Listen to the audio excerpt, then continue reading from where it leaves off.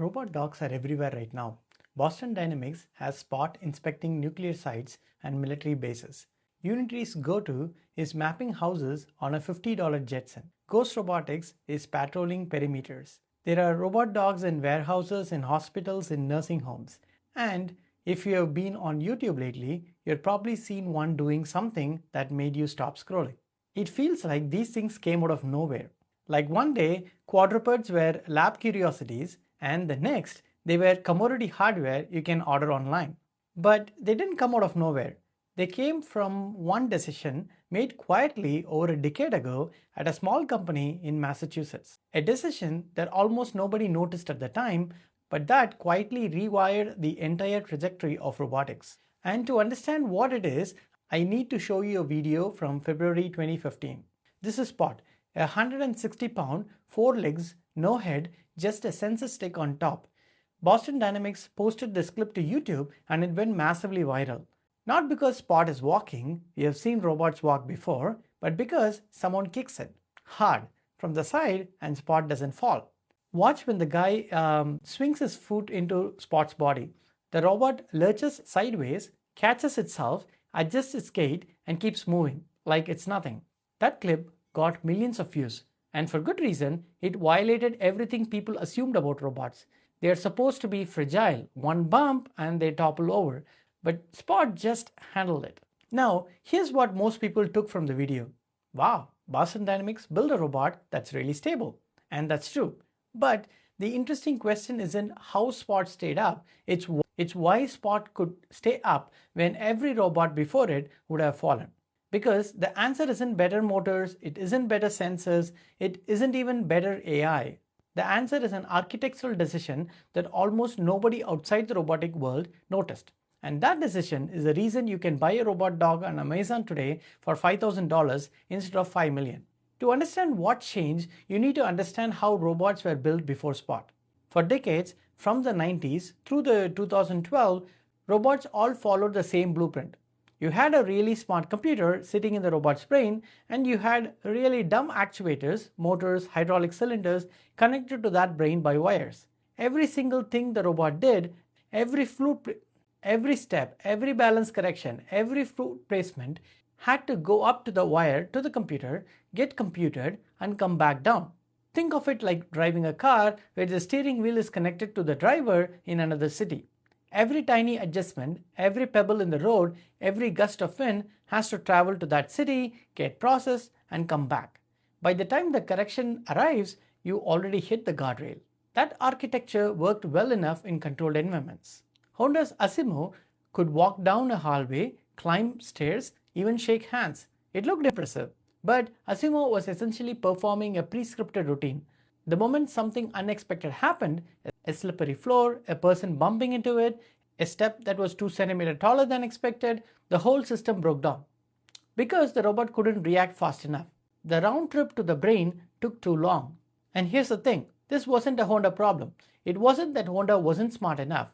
This was an industry-wide assumption. Every robot lab, every company building legged robots, all of them, they all used this architecture. Smart brain, dumb body, everything centralized. The whole field was hitting a wall, and nobody was questioning the wall itself. Then Boston Dynamics did something different. In early 2010s, while working on BigDog, Spot's much larger predecessor, they made a quiet but radical choice. Instead of putting all the intelligence in the brain and keeping the actuators dumb, they pushed the intelligence down to the mechanism itself. They gave each joint their own embedded controller, a small, fast processor sitting right at the motor.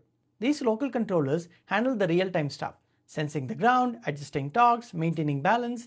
The central computer didn't micromanage every joint. It just said walk forward or turn left and let the legs figure out how.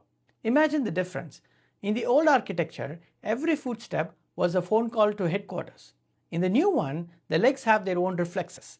They react to the ground before the brain even registers a stumble. The brain becomes a supervisor, not a micromanager. This is what made Spot's kick recovery possible. When that foot hit Spot's side, the legs did not wait for the brain to calculate what to do. The local controllers at each joint sensed the disturbance and adjusted in milliseconds. By the time the central computer even registered what happened, the robot had already caught itself. The insight sounds almost obvious when you hear it. Let the legs think for themselves. But at the time, it was genuinely contrarian. The entire field had spent 30 years optimizing the brain. Boston Dynamics chose to optimize the body itself. And here's where it gets interesting. Because that decision didn't just make Spot stable, it made everything that came after possible. Once you push control to the actuators, once you make the leg smart, the whole economics of legged robots change. You don't need a supercomputer in the brain anymore. You need good motors with good local controllers. And good motors with good local controllers can be mass produced. That's exactly what happened. The architecture Boston Dynamics pioneered in 2012-2015 became the template for every quadruped that followed. Unitree, Ghost Robotics, Anybotics, they all used a variation of this decentralized control approach. The central computer sends high-level commands, the leg handles the details. The actuators are smart, not dumb. And smart actuators turned out to be the commodity. Tiny motors with high impulse response, the kind that can drive leg directly without a gearbox, are now something you order from a catalog. This is why you can now buy a capable robot dog for $5,000. Not because motors got cheap in general, but because architecture made motors the critical component, and critical components attract investment and scale. Now here's the part I find really compelling, and it's the opinion I want to leave with you. Robot dogs aren't the future of robotics. They are the supply chain for the future of robotics. Think about it.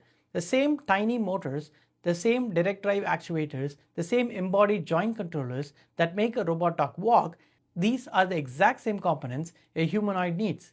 A humanoid just needs more of them with tighter precision in a more complex form factor.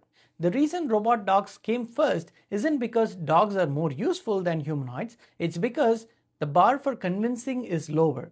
A robot dog doesn't need facial expression, it doesn't need speech, it doesn't need to navigate the uncanny valley of looking human. It just needs to move with intent. And moving with intent is a problem that decentralized control solves beautifully. So, the robot dog wave isn't a distraction from real robotics, it is the R&D platform. It's where the control problem gets solved, where the actuator supply chain matured, where the commodity components got proved. Humanoids are standing on the shoulders of robot dogs, whether they admit it or not. It might be surprising to know that the whole robot dog revolution, the mission in your warehouses, your nursing homes, maybe someday in your living rooms, traces back to one minor decision someone took at Boston Dynamics over a decade ago. Push the control to the mechanism. That's it. That's a whole unlock, an architectural choice made quietly while the rest of the industry was optimizing the brain. And a decade later, we get a video of the robot taking a kick and standing upright, which turns out to be the proof that the whole approach works. So next time you see a robot dog walking around, just remember, it was the kick that Spot endured that made all of this possible.